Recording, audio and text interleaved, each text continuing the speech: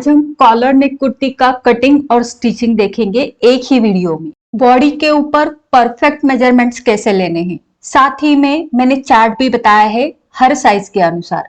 तो इन दोनों की मदद से आप किसी भी साइज का कॉलर नेक कुर्ती आसानी से और कॉन्फिडेंस के साथ बना सकते हो। तो चलिए शुरुआत करते हैं। नमस्ते, मैं उज्ज्वला पाटिल। क्रिएटिव फैशन में आप सभी का स्वागत है। पहले हम शोल्डर का मेजरमेंट देखेंगे। तो यहाँ पर देखिए, आपका जो शोल्डर्स होते हैं वो इस तरह से सीधे रहते हैं और फिर यहाँ से इनका कर्व शुरू होता है, मतलब हैंड शुरू होते हैं हमारे। तो जहां से ये कर्व शुरू होता है बस उसी पॉइंट पर हमें शोल्डर का मेजरमेंट लेना है। तो यहाँ पर मैं जैसे मार्क कर रही हूँ और इस साइड में भी सेम, जहां तक आपकी सीधी लाइन है शोल्डर की वहीं तक आपको नापना है और जहां से आपके हैंड शुरू होते हैं वहां पर खत्म करना है। तो यहाँ पर देखिए, एक पॉइंट से दूसरे पॉइंट तक मेरा जो शोल्डर का मेजरमेंट आ रहा है वो 14.5 इंच है। अब बस यही मैं नोट डाउन करके रखूंगी। अब जहां पर हमने शोल्डर को खत्म किया है, मतलब जहां तक हमने शोल्डर का मेजरमेंट लिया है उसी पॉइंट के ऊपर गोलाई में टेप को आपको रखना है और टाइटली पकड़ना है आर्म होल को। तो मेरा जो है 15 इंच आ रहा है। अब हम ये कुर्ती बना रहे हैं तो इसमें हम 1 इंच का लूजिंग ऐड करेंगे, तो टोटल मेरा हुआ 16 इंच। यहाँ पर मैं वेस्ट तक सारे मेजरमेंट्स बताऊंगी, बाकी सारे मेजरमेंट्स नॉर्मल कुर्ती की तरह ही आपको डालने हैं। पहला नाप आता है शोल्डर का। शोल्डर हमारा बॉडी के ऊपर आया था 14.5 इंच, उसका आधा करेंगे, 7.25 इंच हो गया। उसमें आधा इंच प्लस करेंगे सिलाई मार्जिन का, तो 7.25 इंच हो गया। तो मैंने यहाँ पर 7.25 इंच पर मार्क किया है। अब ये जो लाइन हम ड्रॉ करेंगे ये आर्म होल की लाइन होगी। इसके ऊपर पहले शोल्डर स्लोप का नाप डलेगा।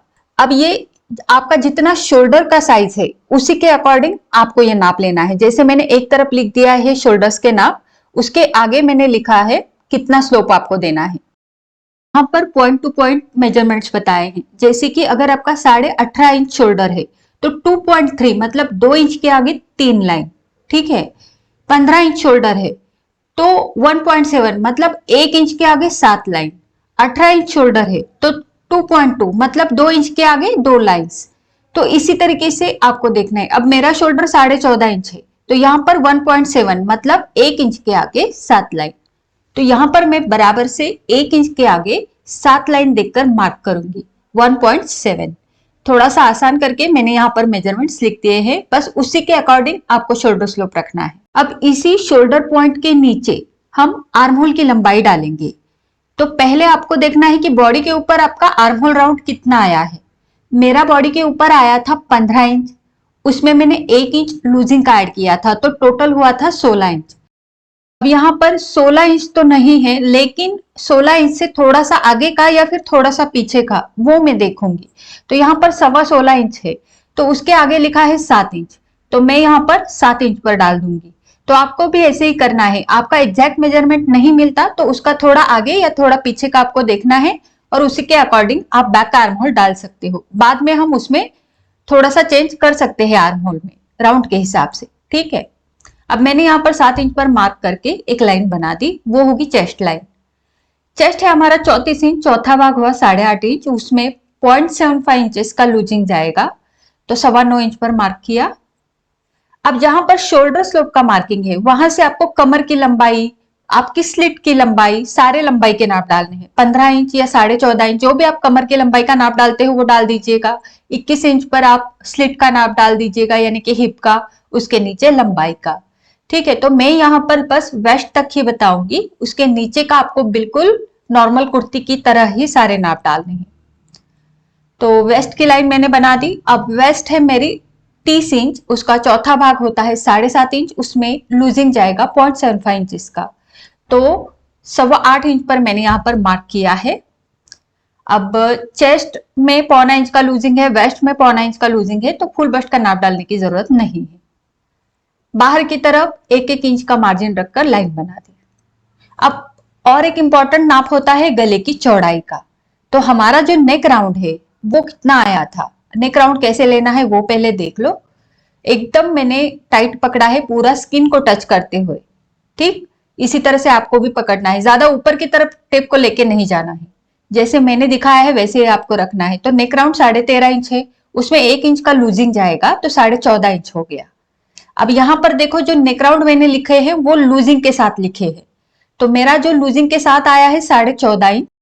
यहाँ पर 14.5 इंच के आगे लिखा है 2.7 इंच, मतलब 2 इंच के आगे 7 लाइन्स। जैसे मैंने शोल्डर स्लोप में बताया था, सेम मेथड यहाँ पर भी रहेगा। जो भी पॉइंट के आगे लिखा है उतने लाइन्स आपको पकड़ने हैं। तो 2.7 मतलब 2 इंच के आगे 7 लाइन, तो उतना मैंने मार्क कर दिया। अब यहाँ पर हम पहले बैक का पैटर्न बना रहे हैं, तो पहले हम बैक का गला ही लेंगे। पहले ये दो दो पॉइंट्स को हम जोड़ देंगे। अब यहाँ पर देखो 90 डिग्री एंगल में आपको लाइन बनानी है। स्केल को आपको इस तरह से रखना है कि ये लाइन पूरी टच हो जाए, और फिर आगे की तरफ जैसी भी तिरछी लाइन बन रही है आपको बनानी है। यहाँ पर क्या होगा, 90 डिग्री एंगल क्रिएट होगा। अब इसी लाइन के ऊपर हम पीछे का गला 28 से 44 इंच तक आप 1 इंच रखो, उसके आगे 1.25 इंच रखो। तो 1 इंच पर मैंने मार्क किया, और यहाँ पर इस तरह से छोटी सी गोलाई बनानी है। छोटी सी ही क्यों, क्योंकि यहाँ पर आपकी शोल्डर की सिलाई जाएगी यहाँ तक, तो बस यही तक टच करना है, और यहाँ से जितना भी कर्व बनता है आप बना दीजिएगा। अब यहाँ पर आर्म होल का शेप देंगे, बैक आर्म होल का। तो जितना भी यहाँ पर आर्म होल की लंबाई है उसका सेंटर पॉइंट निकालेंगे, जो भी आपका मेजरमेंट है, और सभी साइजेस में आपको यहाँ पर 3 लाइन जितना अंदर जाना है, 1 2 3।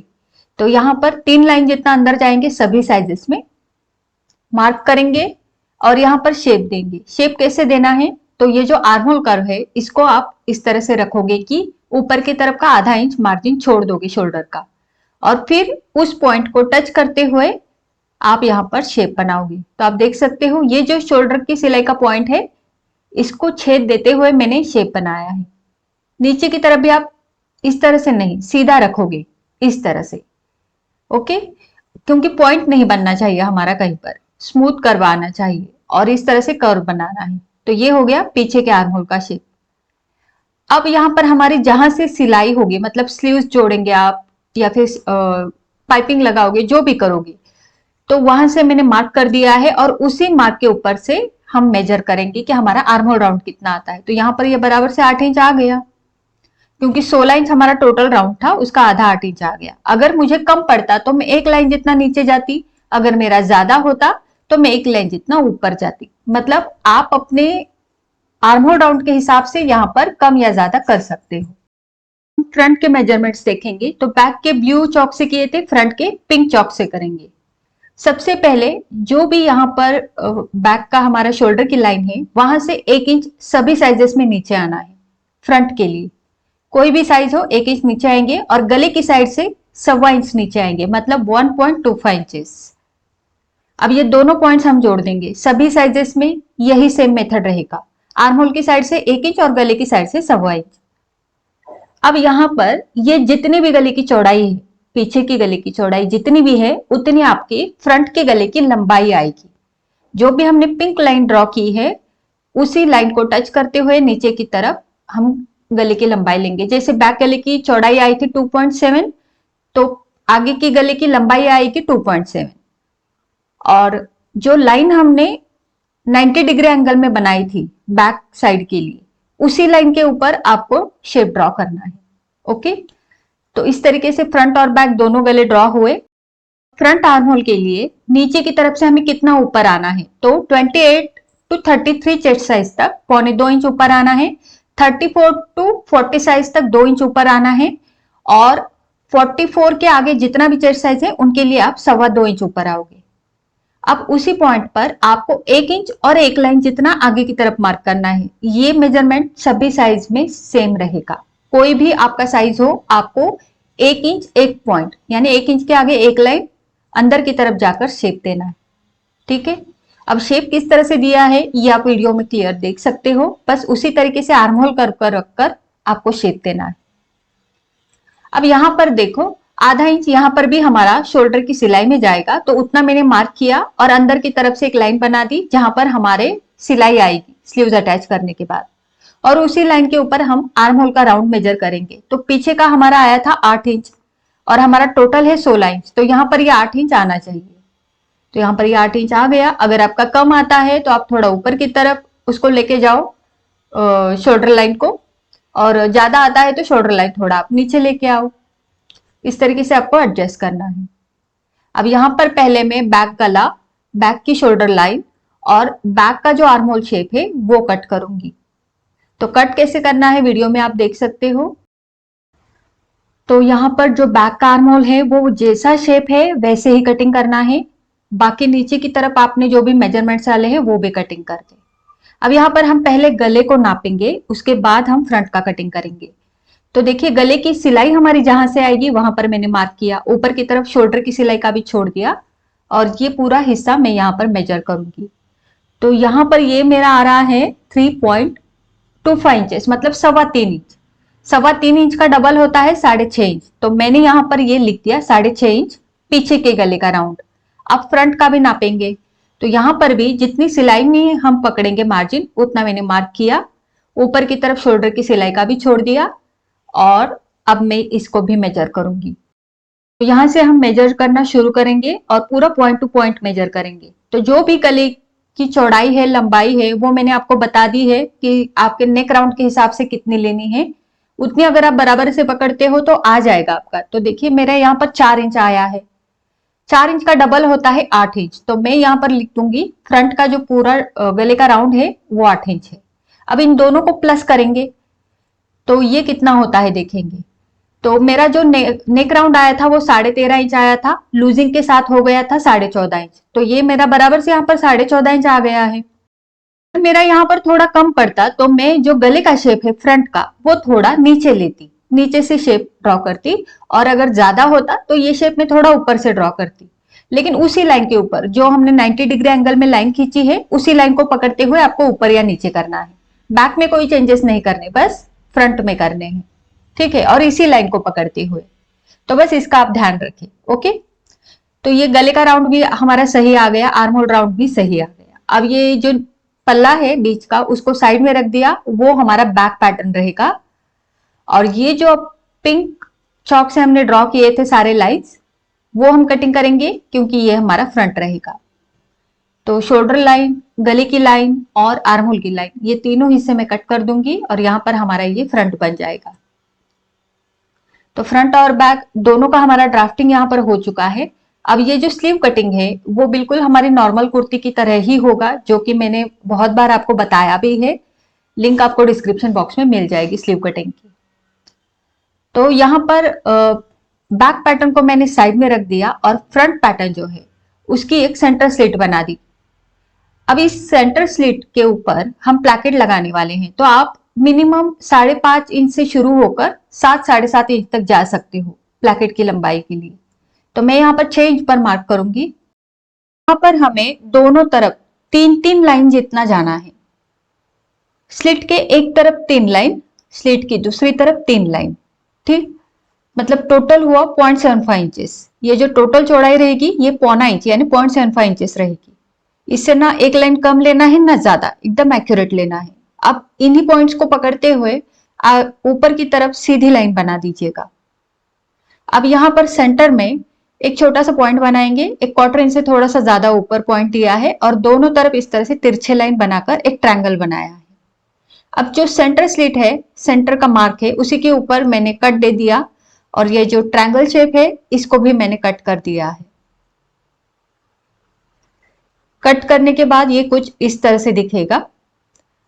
अब हमें यहाँ पर प्लैकेट्स अटैच करने हैं। आप चाहो तो सेम कपड़े का कलर ले सकते हो या फिर डिफरेंट कलर भी ले सकते हो, कॉन्ट्रास्ट भी ले सकते हो।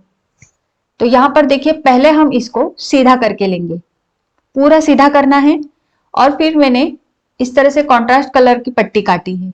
इसकी चौड़ाई 2.5 इंच रखनी है आपको, ना उससे कम ना ज्यादा।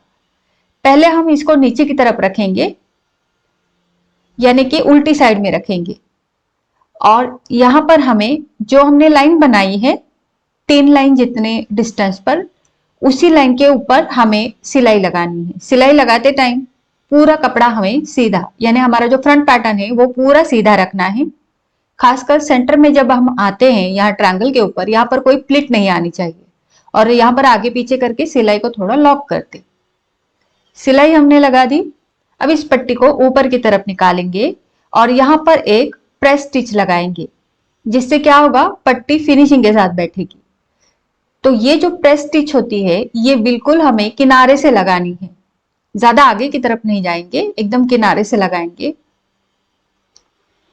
तो ये स्टिच लगा दी। अब ये जो एक्स्ट्रा का कपड़ा है वो मैंने कट कर दिया।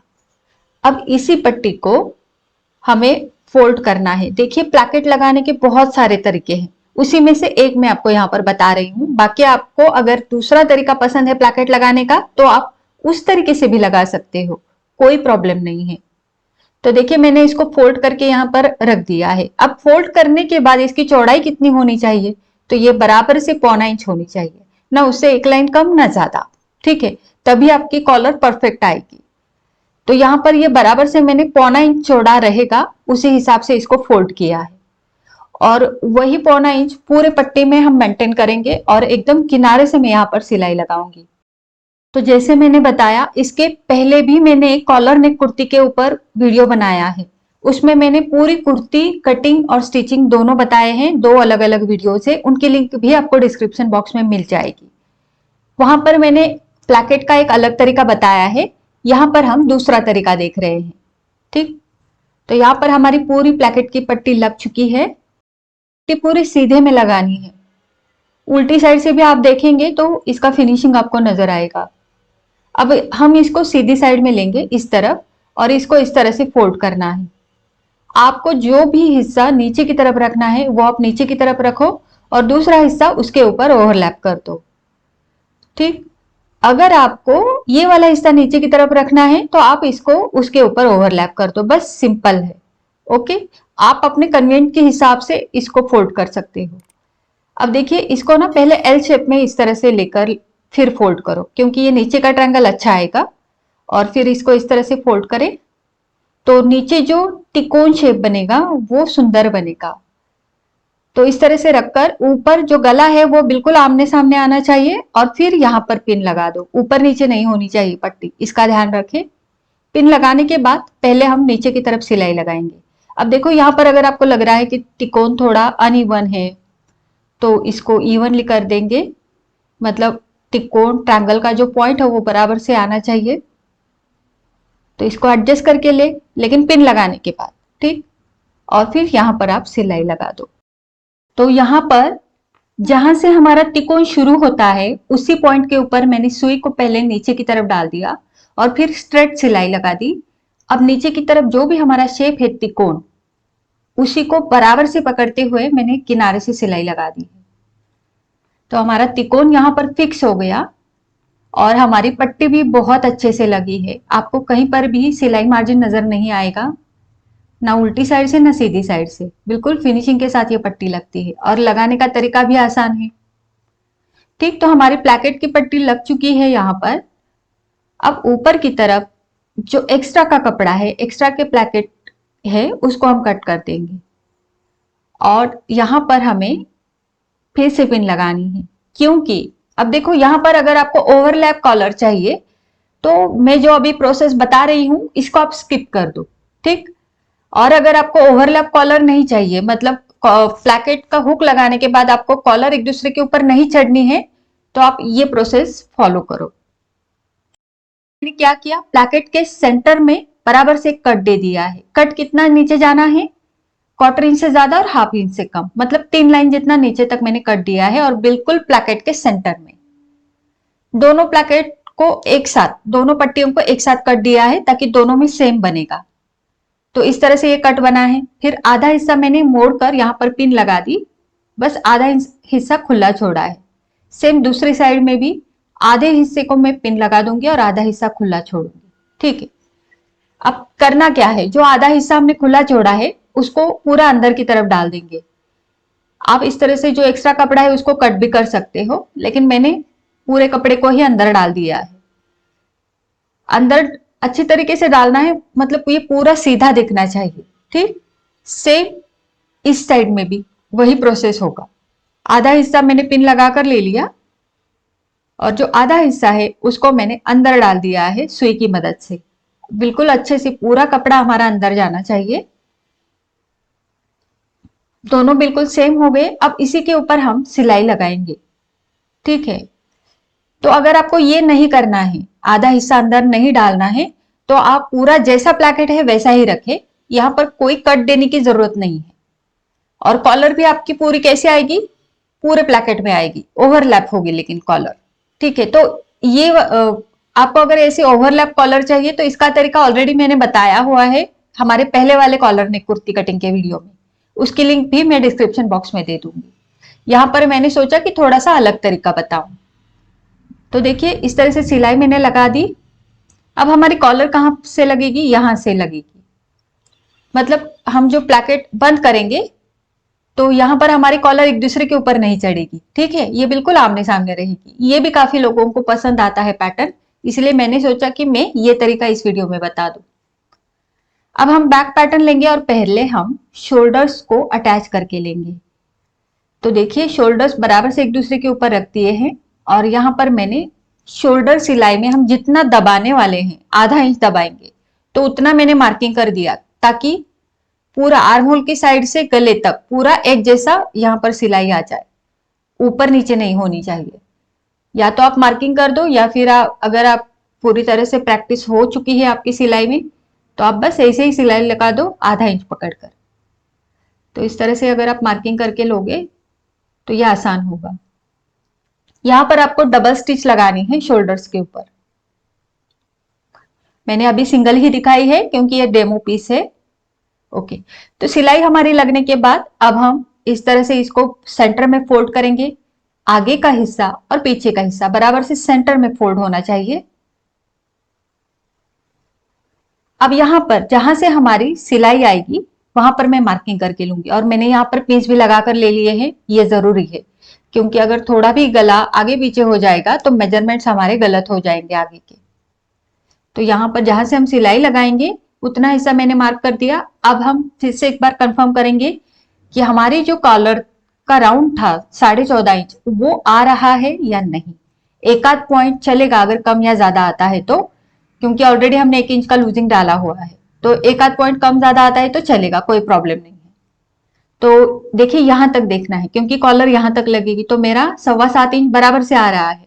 अगर मेरा 7.25 इंच को एक पॉइंट भी कम या ज्यादा होता तो भी चलता, कोई दिक्कत नहीं है। ठीक है, लेकिन एक लाइन से ज्यादा डिफरेंस नहीं होना चाहिए। तो ये 7.25 इंच है तो ये बराबर से मैं 7.25 इंच की कॉलर कट करूंगी, यानी कि टोटल 14.5 इंच रहेगी। तो 7.25 इंच पर पहले मैंने कैनवास के ऊपर मार्क किया है। ये हार्ड कैनवास है कॉलर के लिए जो रहता है स्पेशल। आप चाहो तो फ्यूजिंग पेपर का भी इस्तेमाल कर सकते हो। अब यहां पर मैंने 1.25 इंच ऊपर मार्क किया है। सभी साइजेस में आप 1.25 इंच ऊपर मार्क करोगे। अब यहां पर ये 7.25 इंच है तो इसके 3 इक्वल पार्ट्स करेंगे हम, यानी कि 3 समान भाग करेंगे। एक आध लाइन इधर उधर हो जाए कोई फर्क नहीं पड़ेगा, बस 3 समान भाग आप कर दो। अब मैंने जैसे मार्क किया है यहां पर, अब ये वाला पहला वाला जो पॉइंट है वहां से हम आगे के जो 1.25 इंच का पॉइंट लगाया है वहां तक शेप देंगे। ये शेप आप हाथ से भी दे सकते हो, लेकिन आर्म होल कर्व से देखिए तो शेप अच्छा आएगा। तो इस तरह से मैंने शेप दे दिया। अब यहां पर 1.25 इंच चौड़ी हम कॉलर का कटिंग करेंगे। अगर आपको 1 इंच चौड़ी कॉलर पसंद है तो आप 1-1 इंच जितना मार्क करें। मैंने यहाँ पर 1.25 इंच लिया है जो डिसेंट लगता है मुझे, तो मैंने 1.25 इंच पर यहाँ पर मार्क कर दिया है। उतनी ही कॉलर हमारी चौड़ाई में कटेगी। किसी को 1 इंच की पसंद है तो वो 1 इंच भी रख सकते हैं। ये सारे पॉइंट्स हम जोड़ देंगे क्योंकि हमारी कॉलर पूरी एक जैसी रहेगी, 1.25 इंच चौड़ी रहेगी। अब फिर से एक बार हम नीचे का जो राउंड है कॉलर का वो मेजर करेंगे, क्योंकि कई बार कर्व होने के कारण कॉलर बढ़ जाती है। तो यहां पर बराबर से मैं 7.25 इंच पर मार्क करूंगी। ठीक है, तो ये पॉइंट यहां पर आ गया। अब वो उसी पॉइंट से 90 डिग्री एंगल में हमें लाइन बनानी है। तो देखिए मैंने स्केल को कैसे रखा है, नीचे की लाइन को टच करते हुए स्केल को रखें और ऊपर की तरफ जैसी भी लाइन जा रही है उसे आप खींच दो। अब यहां पर इस तरह से पॉइंट रखना है, पॉइंट रख सकते हो, राउंड शेप देना है, राउंड शेप दे सकते हो जैसे मैंने दिया है। बस कॉलर का मार्किंग हो गया। अब हम इसका कटिंग करेंगे। तो कैनवास को आप दो पिंस तो आराम से लगाएं क्योंकि कटिंग करते टाइम ये बहुत ऊपर नीचे हो जाता है, स्लिप होता है, इसीलिए। कॉलर का कटिंग हो चुका। अब देखो जो नीचे का कर्व है वो हमारे गले की तरफ जुड़ेगा। बहुत सारे लोग कंफ्यूज हो जाएंगे कि कौन सा शेप कहां पर लगेगा, तो मार्क कर दीजिएगा जैसे मैंने अभी किया है। अब इस कॉलर को मैं कपड़े के ऊपर पेस्ट करके लूंगी। तो कपड़े के ऊपर रखकर इसके ऊपर गर्म इस्त्री चलाएंगे तो ये पेस्ट हो जाता है, कपड़े के ऊपर पूरी तरह से चिपक जाता है। तो मैंने जो प्लेकेट के लिए कपड़ा यूज किया था उसी के ऊपर मैंने इसको पेस्ट करके लिया है। ठीक, अब इसको मैं इस तरह से फोल्ड करूंगी और ये देखिए गले का साइड है नीचे की तरफ, वो इस तरह से आपको रखना है। फोल्ड करने के बाद अब हम इसके ऊपर की तरफ सिलाई लगाएंगे। ठीक है, तो एकदम किनारे जो कैनवास है हमारा, कैनवास के किनारे से सिलाई लगाएगी। कैनवास के ऊपर सिलाई नहीं चढ़नी चाहिए। अगर कैनवास के ऊपर आपकी सिलाई चढ़ती है तो कॉलर पलटने के बाद उसका लुक थोड़ा सा खराब हो जाता है। ठीक है, तो आपको कैनवास को टच करते हुए सिलाई लगानी है, ना कि उसके ऊपर। तो यहां पर मैंने ये सिलाई लगा दी। सिलाई लगाने के बाद अब जो भी ऊपर की तरफ एक्स्ट्रा का कपड़ा है उसको हम कट कर देंगे। बस 1/4 इंच जितना ही कपड़ा छोड़े, ज्यादा मार्जिन छोड़ने की जरूरत नहीं है। अब ये जो कपड़ा है यहाँ पर हम छोटे छोटे नॉचेस देंगे, क्योंकि जब हम कॉलर पलटेंगे तो यहाँ पर ये कपड़ा इकट्ठा हो जाता है और उल्टी साइड में जो कॉलर है वो एकदम वहां पर बंचेस आ जाते हैं। तो वो बंचेस ना हो इसलिए हमने नॉचेस लगा दिए। अब इस कॉलर का जो नीचे का कपड़ा है यहाँ पर बस आप 3 लाइन जितना मार्जिन छोड़ दो, बाकी का हिस्सा शेप के अनुसार कट कर दो जैसे वीडियो में दिखाया है। ओके, अब ये जो कपड़ा है इसको ऊपर की तरफ फोल्ड करके नेल से आप इसको प्रेस करो, या फिर आप डायरेक्टली यहां पर आयरन कर सकते हो। ठीक है, तो मैं बाद में इसको इस्त्री करूंगी, अभी मैंने बस इसको प्रेस करके रखा है। अब हम इसको अच्छे से पलट देंगे। पलटते टाइम जो हमारा राउंड है कॉलर का वो बस अच्छे से ऊपर आ जाए, इसका ध्यान रखें। ओके, अब पलटने के बाद इसको हम एक बार प्रेस करके लेंगे अच्छे से। तो मैं इसको आयरन यानी इस्त्री करके लूंगी। मैंने यहाँ पर आयरन करके ले लिया है ताकि ये पट्टी जो है वो अच्छे से बैठ जाए, जो हमने अंदर की तरफ फोल्ड की है। अब पलटने के बाद यहाँ पर 3 लाइन जितना मार्जिन रखेंगे। 3 लाइन का मतलब होता है आधा इंच से 1 लाइन कम और 1/4 इंच से 1 लाइन ज्यादा, क्योंकि गले में हमने उतना ही मार्जिन छोड़ते हुए गले का कटिंग किया होता है, तो हम उतना ही मार्जिन छोड़ेंगे।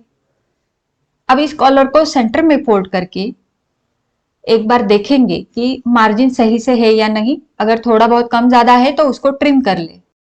अब इस कॉलर के सेंटर में भी एक मार्क करेंगे।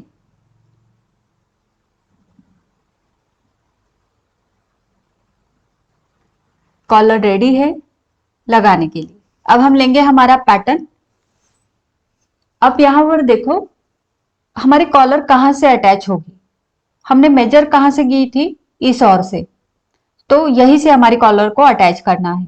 ठीक, तो यहां पर इसको उल्टी साइड से रखते हुए, ठीक है, पैटर्न की उल्टी साइड से हम कॉलर को रखेंगे और इस तरह से हम यहां पर कॉलर को अटैच करेंगे।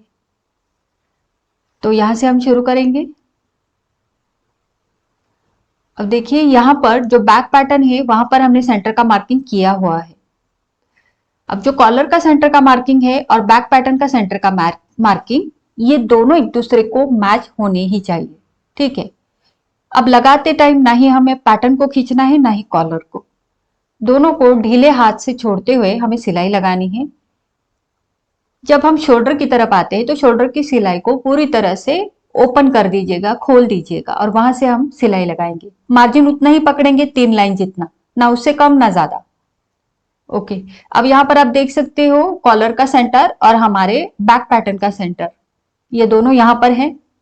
अभी तो ये मैच नहीं कर रहे, लेकिन जैसे हम सिलाई लगाते हुए आगे जाएंगे वैसे ये मैच कर जाएंगे। तो यहाँ पर आप देख सकते हो ये मैच हो गए हैं पूरी तरह से। यहाँ पर मैंने सिलाई को खत्म करके धागे को तोड़ दिया है। अब हम जो बची हुई कॉलर है उसको यहां से लगाएंगे। ठीक है, अगर हम सेंटर से ही सिलाई को कंटिन्यू करते हुए आते हैं तो क्या होता है, कई बार कॉलर का यहाँ पर नोक निकल जाता है, तो इसीलिए हम आधे तक छोड़ देंगे और फिर यहां से कॉलर को लगाना शुरू करेंगे। यहां से परफेक्टली पकड़ेंगे, क्योंकि कॉलर का जो लुक होता है वो फ्रंट की तरफ बहुत ज्यादा मायने रखता है। अगर थोड़ा सा भी नोक आगे पीछे या ऊपर नीचे होता है तो वो अच्छा नहीं लगता। तो इसीलिए हम यहां से शुरू करेंगे। इसको अच्छे से पकड़ते हुए सिलाई लगाएंगे, मार्जिन उतना ही रखेंगे। यहाँ पर भी हमें पूरे ढीले हाथ से कॉलर को रखना है। अब आधा हिस्सा तो बराबर से सेंटर में आ गया है, ये वाला हिस्सा भी बराबर से आ जाएगा। यहाँ पर भी मैंने शोल्डर की सिलाई को खोलकर सिलाई लगा दी है।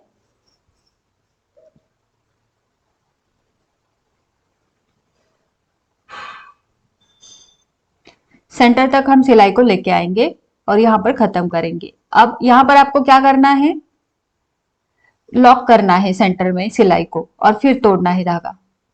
ओके, तो कॉलर एक तरफ से हमारी लग चुकी है, एक बार चेक करेंगे हम। ओके, अब मैंने इसको सीधी साइड में ले लिया है। सीधी साइड में लेने के बाद इसको अच्छे से पलट देंगे और फिर यहाँ पर हम सिलाई लगाएंगे। आप चाहो तो एक बार इसको प्रेस करके ले, इस्त्री करके ले, उसके बाद सिलाई लगाए। अगर आपको जरूरत नहीं लगती तो आप सिलाई लगाना शुरू कर दें। तो यहाँ पर देखो, इस तरह से पूरे सिलाई मार्जिन अंदर की तरफ होना चाहिए और यहाँ से हमारी सिलाई शुरू होगी। सिलाई एकदम किनारे से लगेगी। ओके, तो पहला जहां पर आप सिलाई को शुरू करते हो वहां से बस थोड़ा सा ही आगे पीछे करके लॉक करो। बहुत ज्यादा आगे पीछे करते नहीं रहना है, क्योंकि वो वहां पर धागा इकट्ठा होगा और वो फ्रंट की तरफ नजर आएगा ज्यादा। अब यहाँ पर जब हम आते हैं शोल्डर की सिलाई की ओर, तो यहाँ पर एक छोटा सा कट देंगे। ओके, इससे क्या होगा, झोल नहीं आता या फिर पहनने के बाद वहां पर प्लिट नहीं आती। किनारे से एकदम सिलाई लगानी है जैसे आप देख पा रहे हो, और देख सकते हो कहीं पर भी मेरी प्लिट नहीं आई है, एकदम प्लेन कॉलर, फ्लैट कॉलर बैठी है। इसको हम स्टैंड कॉलर बोलते हैं, जो कि पहनने के बाद खड़ी रहती है, या फिर नेहरू नेहरू कॉलर भी इसको बोला जाता है। देखिए, इस और भी मैंने कट लगाया है शोल्डर की सिलाई की ओर। ओके, तो कॉलर को भी खींचना नहीं है, ये वाली सिलाई लगाते टाइम भी पूरी तरह से मार्जिन अंदर की तरफ डालेंगे और यहां पर भी सिलाई को खत्म कर देंगे। कॉलर हमारी पूरी तरह से लग चुकी है और इसका फाइनल लुक भी मैं आपको दिखाऊंगी। ओके, तो ये देखिए इस तरह से, और ये इस तरह से लगेगी। यहाँ पर लगने के बाद यहाँ पर ये कॉलर ओवरलैप नहीं होगी और बहुत ही डिसेंट लुक यहाँ पर आएगा। जिनको ओवरलैप पसंद है वो ओवरलैप भी कॉलर स्टिच कर सकते हो। यहाँ पर हुक और आई आप लगा दीजिएगा या फिर टिच बटन लगा दीजिएगा, जो चाहे वो आप लगा सकते हो और इसको क्लोज कर सकते हो प्लैकेट को। और यहाँ पर देखिए ये कॉलर का लुक बहुत सुंदर आएगा।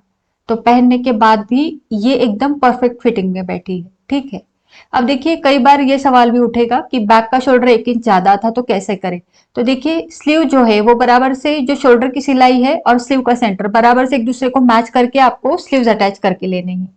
स्लीव्स अटैच करने के बाद यहाँ पर देखिए ऊपर नीचे है, लेकिन फिटिंग करते टाइम ये बराबर से आपको पकड़ने हैं।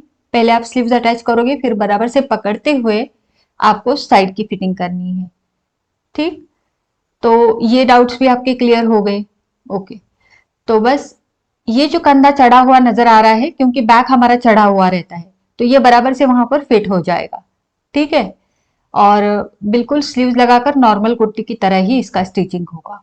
ये कॉलर पहनने के बाद इसका लुक देखिए, एकदम परफेक्ट बैठी है।